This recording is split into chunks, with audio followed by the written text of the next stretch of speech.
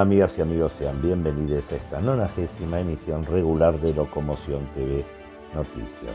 Desde el estudio único de Locomoción TV en la ciudad autónoma de Buenos Aires, llegamos hasta ustedes luego de 9 días desde nuestro último encuentro por estos medios. En estos 9 días, en este país donde la traición se viste de diplomacia y la deuda paga la impunidad, destapamos las alianzas oscuras que apuñalan la soberanía y la memoria. En esta emisión abordaremos 4 ejes que desnudan la decadencia nacional y regional.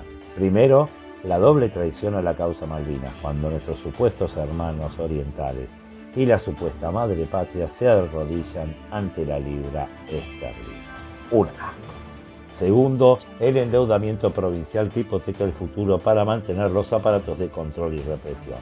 El dinero del pueblo para pagar palos y silencio. Tercero, el 29 de noviembre, la jornada en que el pueblo volvió a ponerle el cuerpo a la memoria y defendió la Plaza de Mayo de la patota negacionista de los pampillones de la vida. Y finalmente, el último momento que revela la guerra de servicios de la AFI, la ex-CIDE, y la desesperación de los zánganos de casino que ven peligrar el curro de la delación. Arrancamos entonces con la geopolítica de la desvergüenza. La causa Malvinas no solo es desatendida, es traicionada por los propios gobiernos argentinos que prefieren apuntar los cañones a sus propios conciudadanos. Mientras la retórica diplomática habla de hermandad y apoyo, España y Uruguay actúan como nodos logísticos y financieros del invasor británico. España, que históricamente se llamó a sí mismo madre patria, hoy es una madre filicida. Su apoyo al Reino Unido es directo y se mide en millones y millones de euros. España aporta financiamiento directo. La flota pesquera gallega opera con licencias ilegales del gobierno colonial británico, aportando hasta 400 millones de euros anuales que financian la infraestructura y permanencia de la ocupación británica en nuestras Islas Malvinas. El precio de la traición era módico al final. Valía muy poco los pescadores gallegos. No solo eso, le brinda apoyo militar, se permite el uso de la base aérea de Gando en Gran Canaria para el stopover de los cazas Eurofighter Typhoon de la Royal Air Force en ruta a nuestras Islas Malvinas. Una afrenta directa, amparada en la hipocresía de los acuerdos de la OTAN. El Reino de España no tiene vergüenza. El Reino de España es la peor escoria del universo y enemigo letal de la República Argentina. Y cruzando el charco, la República Oriental del Uruguay repite el mismo patrón de servilismo. Sus declaraciones de apoyo son utilería política que se caen a pedazos frente a los hechos que muestran el odio que al Estado oriental le produce la Argentina. Uruguay es un eslabón importantísimo en la logística británica. El puerto de Piriápolis y otros se consolidan como puertos de saqueo, recibiendo buques británicos vinculados a la ocupación como el FPV Lilibet. La República Oriental del Uruguay es un engranaje vital en el corredor bioceánico de la muerte que sostiene la hegemonía inglesa en el Atlántico Sur. Gracias, hermanos serviles. La conclusión es clara y contundente. Tanto España como Uruguay han priorizado sus migajas comerciales y sus alianzas políticas por encima de la soberanía argentina en las Malvinas. ¡Vamos a los informes!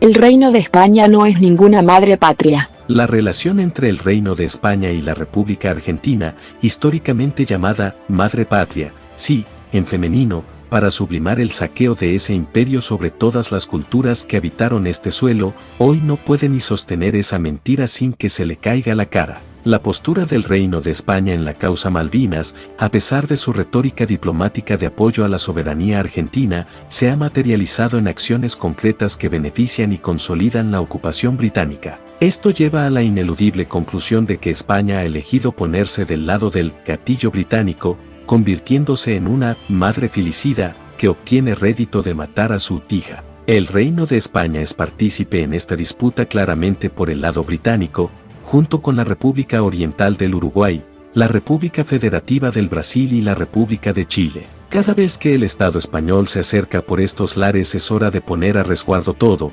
que estos saqueadores ibéricos nunca han perdido su apetito, por más que se vistan de cocinerito. Su política con respecto a Malvinas le brinda más dignidad a un pistolero Gurkha que al Reino de España, aún en su política de precios. España apoya y se beneficia de la ocupación británica de las Islas Malvinas. El Reino de España brinda a las Fuerzas Armadas del Reino Unido un apoyo logístico insano que es una afrenta directa a la soberanía argentina sobre las Malvinas y otra puñalada por la espalda de ese país, al que término madre le queda muy grande. El de patria ya sabemos que es el Estado travestido para matar. En lo militar, en lo que sí o se atañe a matar argentinos y argentinas, el Reino de España ha sido siervo y súbdito de nuestros verdugos, al menos de dos maneras. Uso estratégico de bases aéreas. En noviembre de 2024 unos cazas Eurofighter Typhoon de la Real Fuerza Aérea Británica, RAF, hicieron escala en la base aérea de Gando, Gran Canaria, en su ruta hacia Malvinas y no fue un hecho aislado, ya que es una práctica sistemática que convierte a España en un eslabón crucial para el mantenimiento de la fortaleza militar británica en el Atlántico Sur.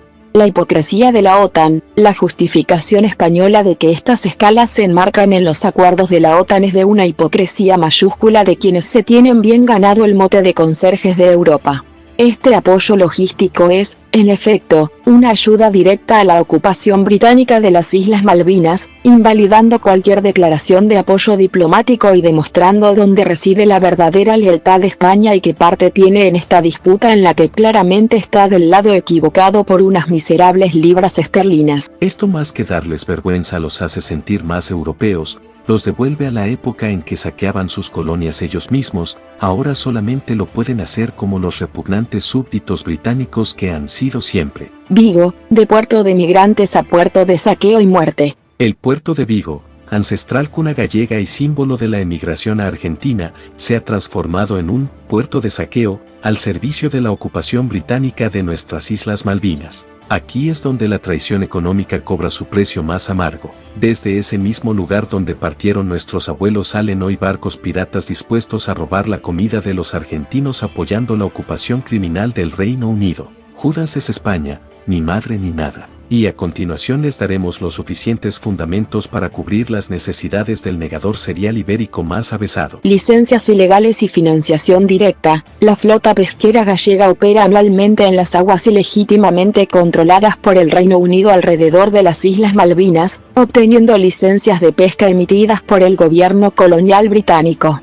El pago por estas licencias representa una fuente de ingresos vital para la economía de las islas, financiando directamente la infraestructura y la permanencia de la ocupación. El precio de la traición es de 400 millones de euros anuales. Se estima que el sector pesquero español, a través de estas licencias y actividades relacionadas en Malvinas, genera un volumen de negocio y ganancias considerables, llegando a mencionarse cifras de hasta 400 millones de euros anuales en licencias de pesca y actividad económica asociada. Este es el precio de la traición, el beneficio económico que España obtiene al invertir en la consolidación de la ocupación británica y en la muerte de argentinos. Voto en la Unión Europea, prioridad a los intereses pesqueros. La decisión de España de apoyar la inclusión de Malvinas como territorio británico de ultramar ante la Unión Europea, incluso después del Brexit, muestra que los intereses del lobby pesquero gallego fueron más fuertes que cualquier pretendida lealtad a la causa Malvinas. Cualquier país se sentiría menoscabado en su dignidad, arrastrarse por unos euros para unos pocos. Dan a useas esta forma de arrastrarse como gusán, pero no son los únicos. Veamos cómo se comportan los estados argentinos ante las sucesivas afrentas del Reino de España y verán que son idénticas a las que criticamos en los piratas ibéricos. La complicidad del silencio, una constante de la Casa Rosada ante las traiciones españolas. La consolidación de la complicidad española con el Reino Unido no solo se debe a la priorización de los intereses de Madrid, sino también a la respuesta ineficaz, intermitente o complaciente de los gobiernos argentinos. Esta inacción ha permitido que las traiciones españolas pasen prácticamente sin costos diplomáticos o económicos significativos. Esta constante de hacerse los idiotas ante todo parece ser la única política de Estado que se mantiene constante, pase el gobierno que pase por la Rosada. Gobiernos peronistas, su acción o la falta de ella se limita, en el mejor de los casos, a notas de protesta o comunicados de preocupación formales, sin imponer sanciones económicas significativas a las empresas gallegas. Un gesto vacío, un hacerse el idiota que prioriza el mantenimiento de los lazos comerciales sobre la soberanía argentina. gobiernos de corte ultra, la búsqueda de una alineación incondicional con las potencias occidentales, incluyendo al Reino Unido, y el capital ha llevado a subordinar la causa Malvinas para no generar fricciones. El silencio cauteloso ante incidentes recientes se interpreta como una complicidad por conveniencia, priorizando la agenda económica e ideológica sobre la defensa irrestricta de la soberanía argentina sobre el archipiélago. En ambos casos, la política argentina ha dejado que España haga lo que se le cante, aunque apoye tan descaradamente la ocupación británica de las Islas Malvinas. Esta inacción es un factor multiplicador de la traición, que permite a España seguir obteniendo réditos con la certeza de que Argentina no tomará medidas efectivas en represalia de ninguna manera. España vende muy barata su dignidad, o lo que sea. Decimos que el reino de España es la madre filicida que se acuesta con el asesino de su hija y esta cuestión se ve trágicamente confirmada por los hechos. Cuando tuvo que elegir entre la hija Argentina y el asesino Reino Unido, España no dudó en priorizar sus alianzas geopolíticas, OTAN, y sus intereses económicos, pesca. Este comportamiento no es ajeno ni novedoso en la historia de España, que conoce de sobra el precio de la traición y de cómo los intereses cortoplacistas pueden eclipsar compromisos fundamentales. Al invertir en la infraestructura logística y económica de la ocupación británica de Malvinas, España no solo ignora el dolor de Argentina, sino que activamente contribuye a la consolidación de un status quo que niega la soberanía argentina, colaboracionista del crimen y el saqueo británico de la costa argentina y cuya dignidad compra y vende por el valor de unos cientos de millones de euros anuales. La palabra oriental y su olor a podrido en la causa Malvinas. Introducción al informe. La República Argentina tiene la trágica costumbre de aferrarse a los gestos diplomáticos de sus vecinos y hermanos de la región, un hábito que sistemáticamente resulta en la confirmación de la burla de estos. Tal el caso de la hermana República Oriental del Uruguay, cuyo presidente Yamandú Orsi se mandó un numerito de amor por la causa Malvinas que sabíamos que no era más que una nueva tomadura de pelo de Montevideo a todo el pueblo argentino. Hace unos días nuevamente un barco británico, el FPV Lilibet, recaló en Montevideo y parece que un comercio uruguayo le vendió unos champions y eso reactivó la economía uruguaya que no se mete en las guerritas de su vecino. La Cancillería uruguaya no niega al presidente, indica que la posta es que servirán al Reino Unido aunque sea por el pancho y la coca. Montevideo tiene una larga historia de sumisión a Londres cuando se trata de nuestras Islas Malvinas, no hace más que ratificar la previsibilidad de la traición funcional. Su rol es fundamental para la construcción del corredor bioceánico de la muerte en el que colaboran España, Colombia, Brasil, Chile y, por supuesto, el Uruguay. La palabra de la República Oriental del Uruguay no vale nada, ya que los hechos muestran que la traición y el negocio de la muerte de argentinas y argentinos es algo que hace muy bien y que le gusta hacer. La náusea en la CELAC y la palabra vana de Orsi. Cuando el presidente uruguayo, Yamandú Orsi, utilizó su discurso en la CELAC, abril 2025, para reafirmar el derecho de la Argentina sobre las Islas Malvinas, las cancillerías de Buenos Aires no debieron experimentar emoción alguna. Ya en ese momento no nos emocionaban sus palabras, pues se olía que, tras el protocolo formal, Uruguay ratificaría su atávico odio hacia la Argentina y su histórica necesidad de autoafirmarse como nación a través de la ofensa al vecino, abrazando a los enemigos de la región. La declaración de soberanía no era más que una pieza de utilería política, la pose hipócrita que se exige en los foros internacionales.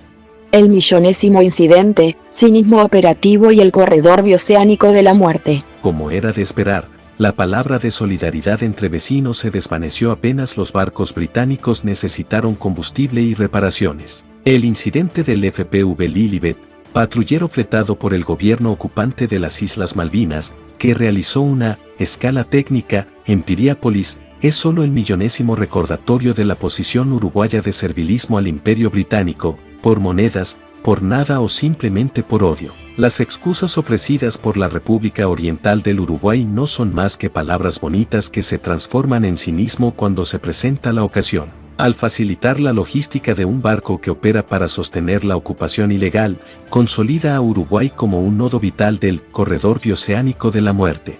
Este corredor, que suma la complicidad de Brasil y la traición histórica de Chile, permite al Reino Unido mantener su hegemonía en el Atlántico Sur y el armamento que apunta a la Argentina. Muchas veces el odio a la Argentina es el pago que reciben estos países al prostituirse y traicionar por 30 monedas de plata o menos.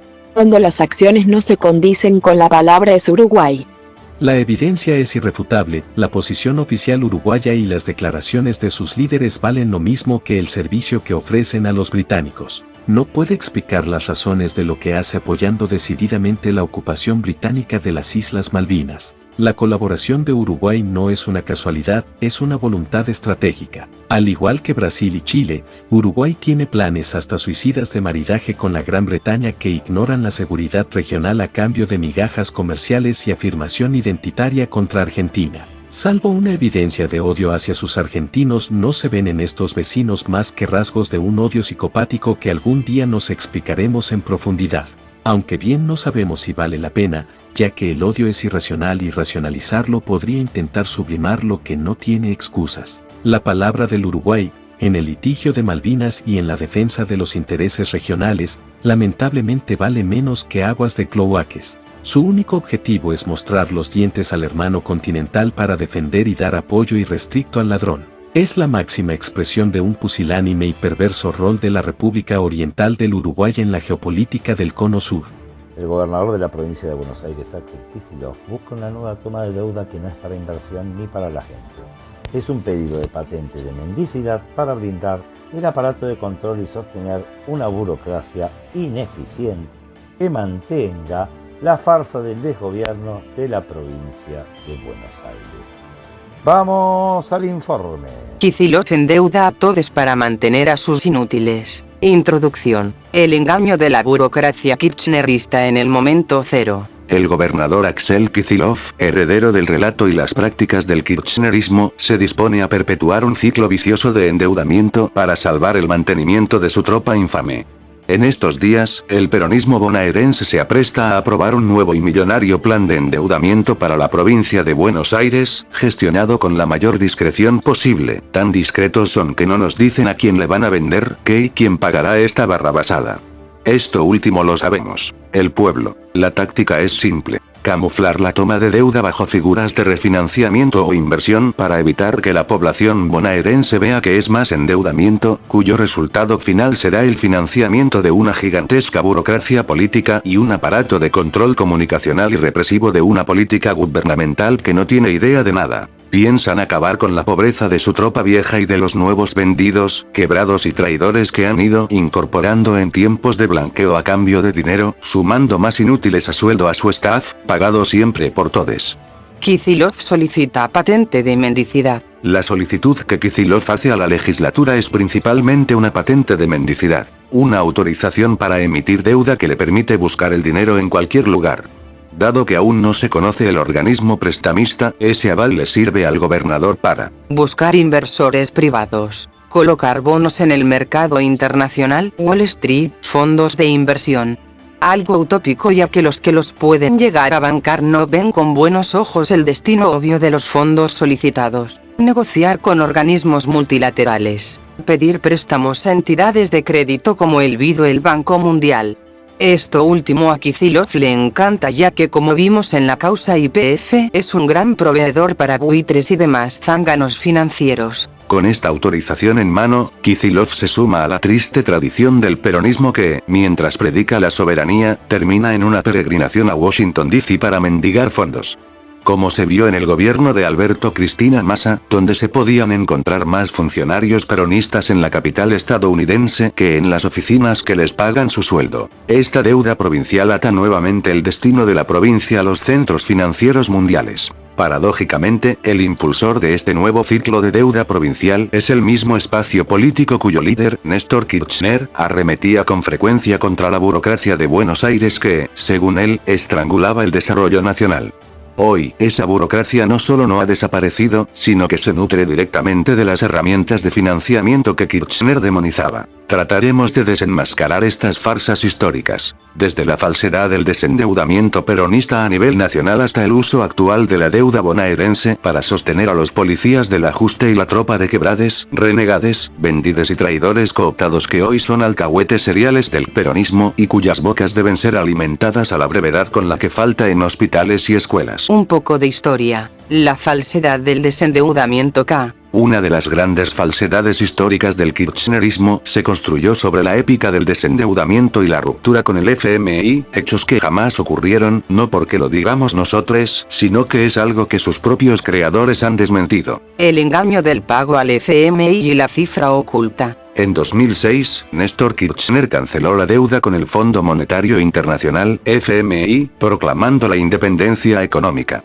Este pago solo fue una parte ínfima de la deuda total del país, que continuó vigente con bonistas y otros organismos. La falsedad de la afirmación peronista fue admitida por el entonces ministro de Economía, Axel Kicillof, en una entrevista televisiva con la periodista Viviana Canosa en abril de 2019. Allí Kicillof, al ser consultado sobre la deuda dejada por su gobierno, validó implícitamente la cifra de $200.000 millones y fiel a su estilo dijo que Macri se endeudó más.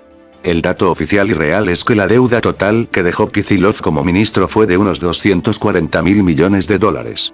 Es decir, la épica del desendeudamiento fue otra venta de humo peronista. La obligación financiera total que él mismo dejó es la que sigue condicionando el futuro del país. Sin contar que sus vivezas en materia económica deja al país expuesto a cuanto embargo buitre haya por ahí como el causa YPF. La farsa del INDEC y el regalo de Boudou. La necesidad de ocultar la inflación, cuestión que pronto puede llevar a prisión a su principal ejecutor, Guillermo Moreno, por la manipulación del INDEC, terminó socavando la credibilidad del Estado argentino en los organismos internacionales. A pesar de haber echado al FMI, el gobierno, bajo la gestión de Amado Boudou, tuvo que regalarle $300 millones al propio Fondo Monetario para que les enseñe a calcular la inflación y el PBI. Por suerte las torpezas de Moreno y de Boudou son caras pero mucho más baratas que las vivezas de Kicillof que funden al país por su grosera ineptitud. Esa falta de transparencia obligó al Estado a recurrir y pagar al mismo organismo del que se jactaban haberse librado, solo para legitimar sus cifras. El peronismo quizás consiga este financiamiento como buen proveedor que ha sido de billetes verdes de la Argentina para el Fondo Monetario Internacional. Endeudamiento de la provincia de Buenos Aires. Financiamiento de la represión y la lealtad. Lo de utilizar fondos públicos para sostener estructuras políticas y de control se mantiene y se traslada a la provincia de Buenos Aires, utilizando el endeudamiento como principal fuente de maniobra, ante la imposibilidad de cubrir con fondos propios el elefante represivo y parapolicial que creció enormemente incorporando gran cantidad de muertos de hambre cooptados de esa forma. La represión financiada. El caso del asalto a la caja de la ciudad de Buenos Aires. El financiamiento de las fuerzas de seguridad fue un eje de conflicto político que evidenció el uso discrecional de fondos. Como necesitan palos para sufrir la falta de panes, los policías bonaerenses cada tanto piden más para su brutal servicio al ajuste. Durante el gobierno de Alberto Fernández, se sustrajeron fondos de la coparticipación que correspondían a la ciudad autónoma de Buenos Aires para financiar a la policía de la provincia de Buenos Aires. Ahora ya no disponen de esa forma de apropiarse de las cosas y de contar con salvatajes nacionales y deben buscar financiamiento externo para devolver al pueblo palos por su esfuerzo de financiar a tipos que viven como pasás y un pueblo sometido a la miseria. Kicillof y los policías del ajuste y la fuerza, el brazo armado del PJ. La nueva deuda provincial se destina a sostener el aparato de control, consolidando a la fuerza policial como un instrumento político. No saben de dónde sacar fondos para palos y se los van a pedir a quien sea y como sea. El nuevo endeudamiento millonario sirve para asegurar el financiamiento de las estructuras de seguridad y control, manteniendo y fortaleciendo a la Fuerza Buenos Aires, que actúa como el brazo armado de la estructura política superior, la Fuerza Patria. Ahora hay que bancar a los inútiles cooptados. Todo poder no puede reposar solamente sobre la violencia, debe al menos tener instancias que indiquen que es de lo mejor y el kirchnerismo allí no se fija en gastos, pagados con la de todes y por nosotros. Esos fondos que Kicillof pretende conseguir se dirigen a un nuevo aparato de militancia y control social que opera con una apariencia de legitimidad e inclusión que tiene muchas limitaciones bajo su piel. La cooptación mediante charlas y actividades. El gobernador Kicillof financia con fondos públicos a una banda de comunicadores parapoliciales a través de mecanismos oscuros que les aseguran un ingreso sin trabajo productivo y que van por diversas vías. Contratos y pauta. El dinero se canaliza mediante pauta oficial y contratos de servicios para charlas, cursos de concientización o talleres de formación con o sin contenido ideológico, organizados por organismos provinciales y municipales. En los peores casos, cae un cretinaje que le da patente ecológica a quienes no la tienen ni la tuvieron nunca y créanos que sus precios son más módicos de lo que parece. El humo ya no cotiza como en otros tiempos y para gente como esta aún le sirve para sobrevivir, reinventando las formas de entrega de la lucha en la que nunca se los vio adelante sino en los palcos. El precio de la lealtad. Estos contratos se otorgan a figuras que antes eran abiertamente revolucionarias, anarquistas o de integrantes de medios alternativos. Estos militantes se han vendido al Estado con la excusa de que su trabajo es para combatir a Milei, aunque su principal función es defender la caja y el relato oficial.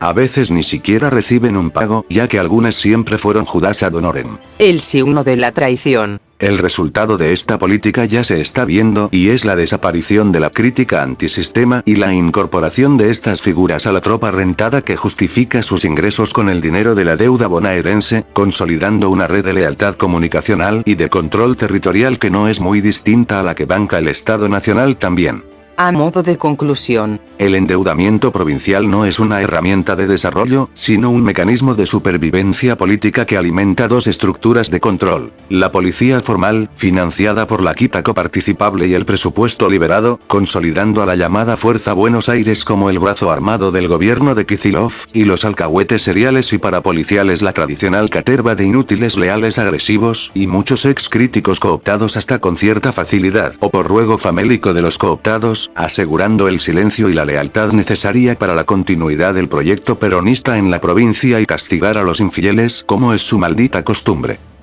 Cuando cerrábamos esta emisión y tras semanas de roscas y una sesión que se extendió hasta la madrugada del 4 de diciembre, la legislatura bonaerense convirtió en ley el proyecto de financiamiento que autoriza al gobernador Axel Kicillof a tomar deuda por 3.685 millones de dólares, que pagarán obviamente los bonaerenses. Para alcanzar los 2/3 necesarios en ambas cámaras, Kicillof debió realizar las siguientes concesiones a la oposición, principalmente al PRO y sectores dialoguistas de la UCR, además de repartir el queso rancio del endeudamiento que aún no tienen. Kicillof debió llegar a: por lo pronto, creó un fondo de 350.000 millones de pesos para los 135 municipios bonaerenses a repartir en cuotas. Esto fue clave para conseguir el apoyo de los intendentes que presionaron a sus legisladores. Ya no quedan dudas que la deuda se usa como herramienta de manejo y presión política hacia los intendentes. Si esto no es una coima, ¿la coima dónde está? Entendemos que estas prácticas son comunes en el peronismo, pero aún así dan mucho asco.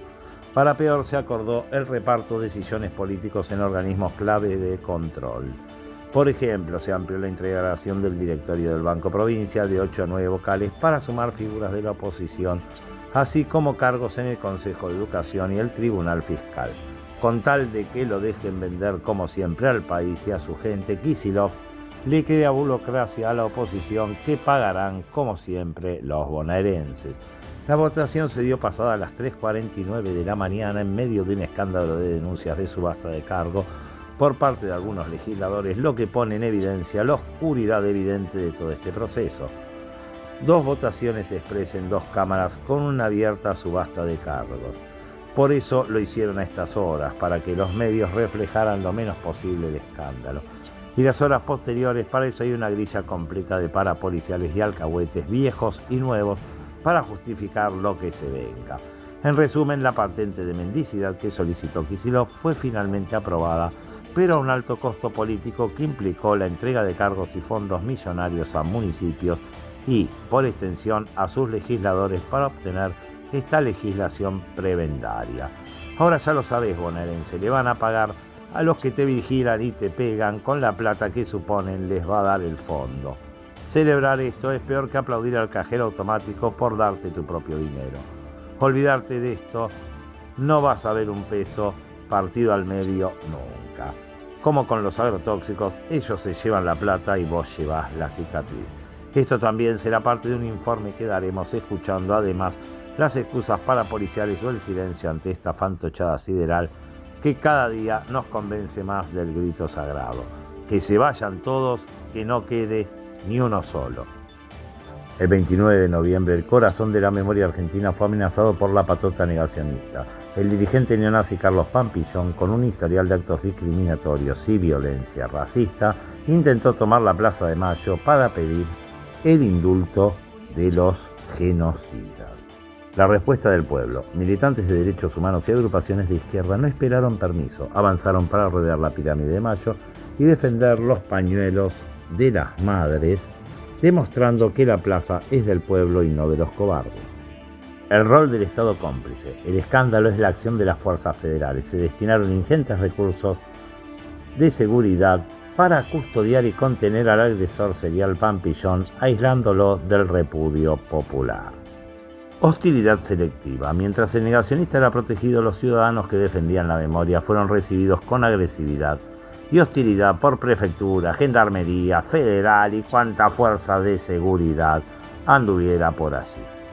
Una vez más, este gobierno demuestra tener los cañones apuntados hacia adentro, priorizando la confrontación con la ciudadanía que defiende la soberanía, a meterle un par de tiros a los ingleses. ¡Vamos a las imágenes! Este 29 de noviembre, un grupo de fascistas encabezados por el marplatense Carlos Pampillón, cuyo prontuario de violencia contra personas indefensas u objetos inanimados es extenso, convocó a realizar un acto para pedir el indulto de los genocidas de la última dictadura militar.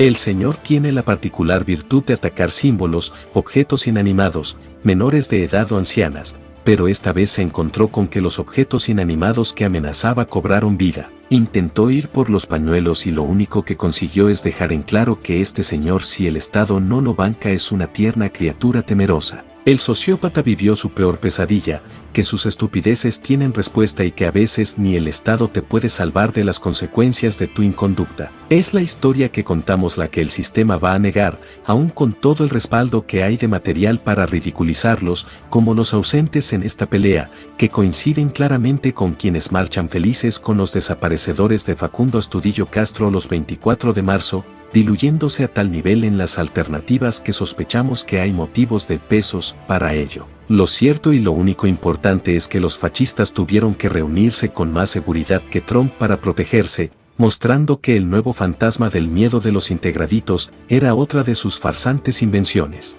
Esperamos que ninguno de esos cretinos se digan ser investigadores del CONICET. Otro de los derrotados fue el negacionismo en todas sus formas, del visceral e irracional que niega el genocidio argentino y del que al traicionar asegura que toda lucha es inútil. A las 15 horas, en la Recoba del Cabildo, un grupo de militantes de derechos humanos y de las organizaciones de izquierda Esperanza y Convergencia Socialista avanzaron sobre la Plaza de Mayo tomando posición alrededor de la Pirámide de Mayo, en clara custodia de los pañuelos de las madres de Plaza de Mayo. Los fascistas se dividieron en dos grupos bajo el apaño de las fuerzas de seguridad de todo el país que garantizaron en todo momento la protección de Pampillón y su tropa infame y los dispositivos de hostilidad hacia los zurdos pro-Palestina, calificación en la que coinciden los fascistas, el Estado y las fuerzas de seguridad.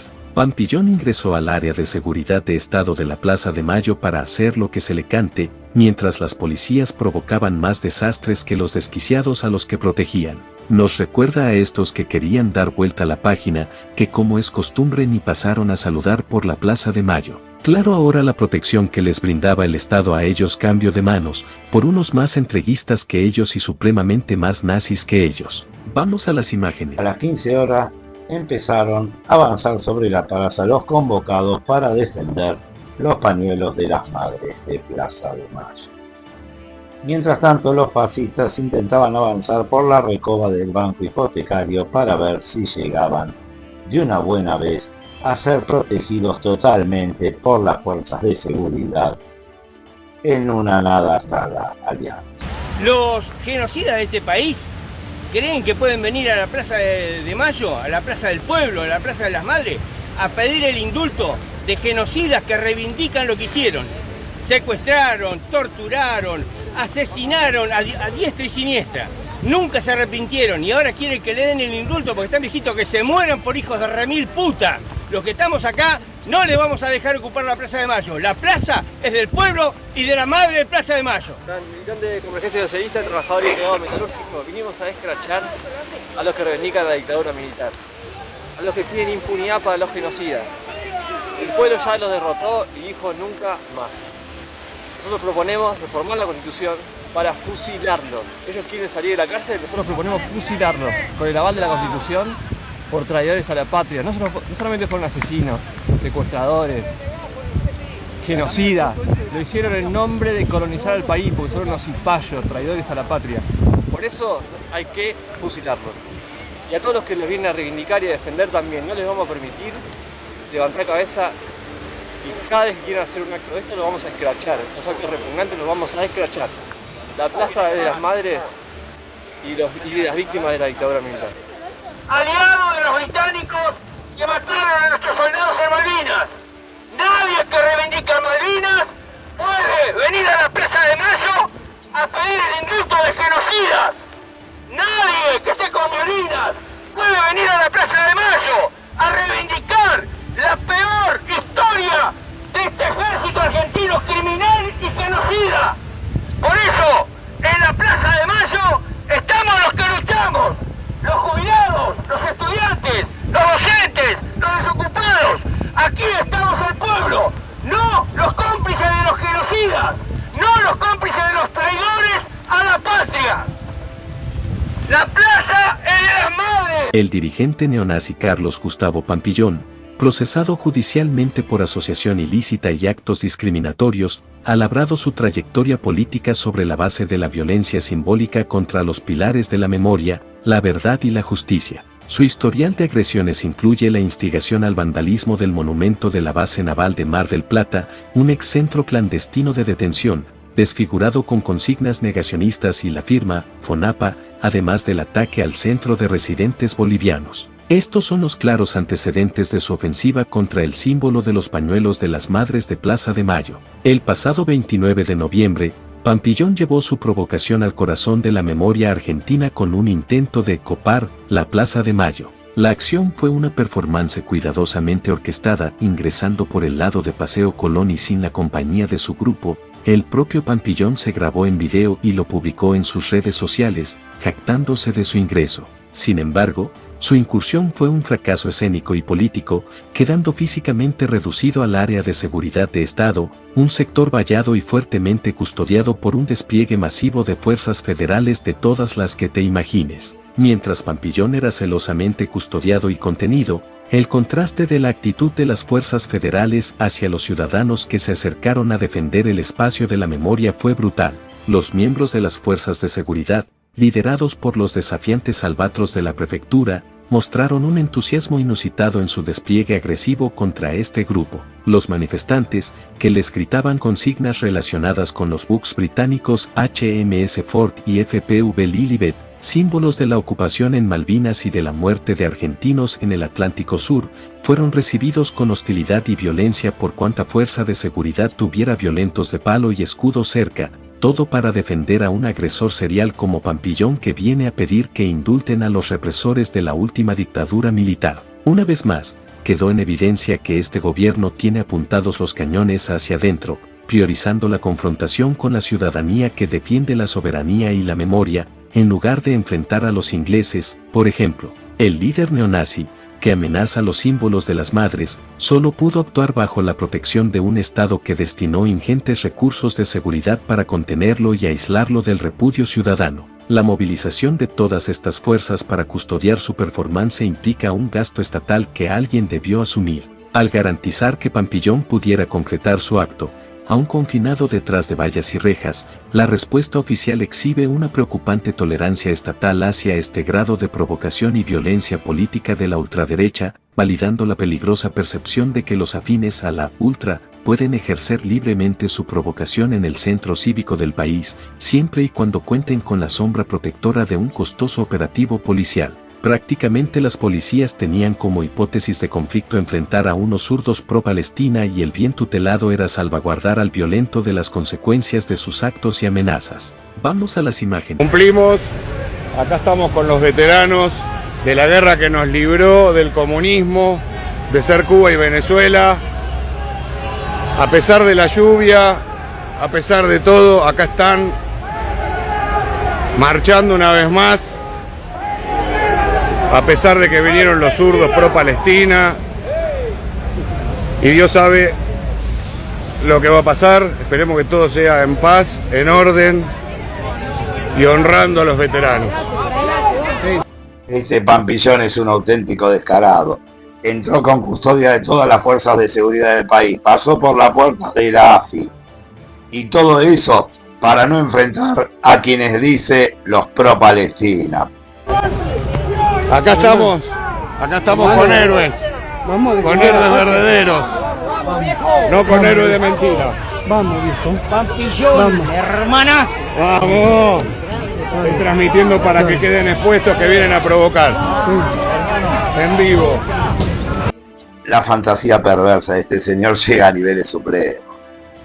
Dijo que iba a borrar los pañuelos de la Plaza de Mayo y no la pudo ni pisar. Vergüenza. El 29 de noviembre terminó como empezó. La plaza es de las madres y no de los cobardes. Esta vez son los fascistas los que se van con su frustración a cuestas, con la poca nafta que le queda a su odio y sabiendo bien que este fue el Waterloo del violento y sus decrépitos secuaces. Terminó pidiendo a Dios que no haya violencia, tal su grado de decadencia humana, nada mal para un nazi. Así como Pampillón retrocedió ante la tenaz resistencia de gentes de izquierda como Esperanza y Convergencia Socialista y muchos militantes de derechos humanos que se sumaron a la defensa de la Plaza de Mayo. Con poco, este señor no supo qué hacer y debió ser una cándida palomita acurrucada al amor del Estado. Vemos bien claro que con convicción y que si tu colectivo se duerme, hay que salir a madrugar con otros, sin esconderse como ocurrió con muchos, casi todos ellos que marchan con los verdugos del pueblo el 24 de marzo y cuando tienen que defender posiciones históricas juegan al avestruz.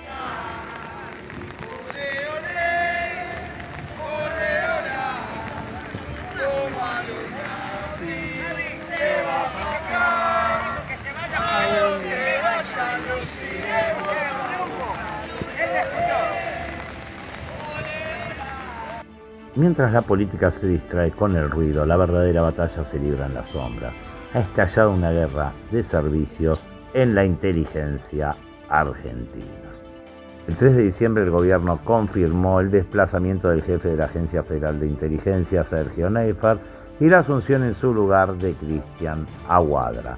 Este cambio de jefe viene con una ola de más de 130 despidos ejecutada en la agencia, lo que ha provocado la alarma en el casino, prostíbulos aledaños y proveedores de sustancias estupefacientes en todo el país. Este movimiento es el intento de la nueva cúpula por tomar el control total del archivo de las carpetas y de los secretos de Estado, cortando las cadenas de lealtad anteriores a su gobierno. En este contexto vimos a mucha gente de inteligencia, eufemismo que se usa para nombrar a los zánganos estatales de casinos, muy nerviosa en estos días porque son subsidiarios menesterosos de otros agentes de inteligencia. La pregunta que nos hacemos es obligada: ¿se acaba el curro de la delación o cambia el flujo del dinero del mismo y nada más? La tremenda purga es indicativa de que el gobierno busca reestructurar y reescribir la inteligencia, consolidando su propio aparato de espionaje y control del Estado y meter las narices en la vida de las personas. Hasta aquí llegamos con esta 90ª emisión regular de Locomoción TV Noticias, la que esperamos haya sido de vuestro agrado. Sin otro particular, será hasta la próxima, amigas y amigos.